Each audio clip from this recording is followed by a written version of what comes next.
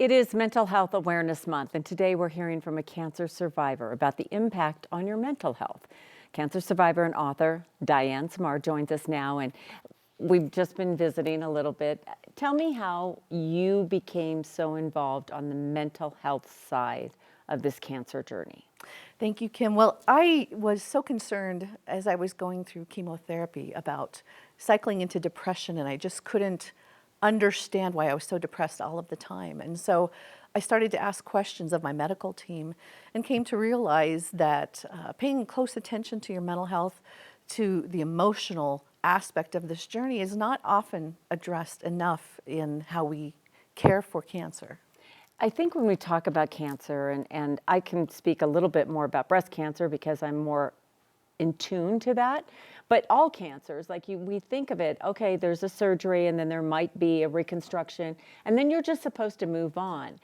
It's not that simple. Sometimes there's many surgeries and you're re-traumatized. Yes, you are. And oftentimes there is this assumption that, okay, you finished treatment, you survived, you had a cancer that was considered treatable, just put it behind you and move on. Yeah, be happy you're alive. Correct. And that is the assumption. And then you hear that over and over. And then oftentimes, I've met a lot of other survivors who have said they can't force themselves to get happy. They can't figure it out either. Why are they still depressed? Why do they burst into tears anytime they talk to another survivor? Why does that happen? There are so many reminders too, Yes. right? I mean, there's that idea that you're getting checked sometimes on a regular basis. Anytime you go to a doctor, you got to fill out your history, right? And then you look in the mirror. Right. Who am I now? How have I changed? How am I supposed to feel? Why am I grateful to be alive, but yet I just can't get happy? I don't even know who I am anymore. And as I mentioned, our healthcare system is just not meant to address that after cancer care. What do you suggest? I know you've got a book and we're going to talk about this, but what do you suggest? I mean, for anyone out there that's dealing with this, that is feeling almost guilty about having these problems after surviving, what do you suggest? What helped me was really to get in tune with who I was.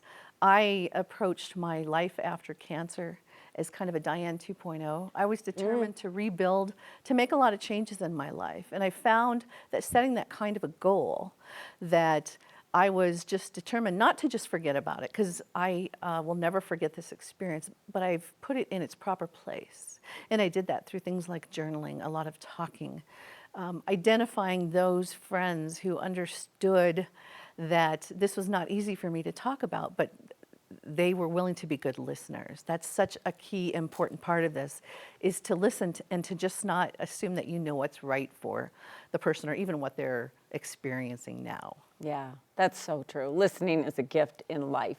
Okay, so Unlikely Gifts Unwrapped, Unfiltered Reflections on Life After Breast Cancer.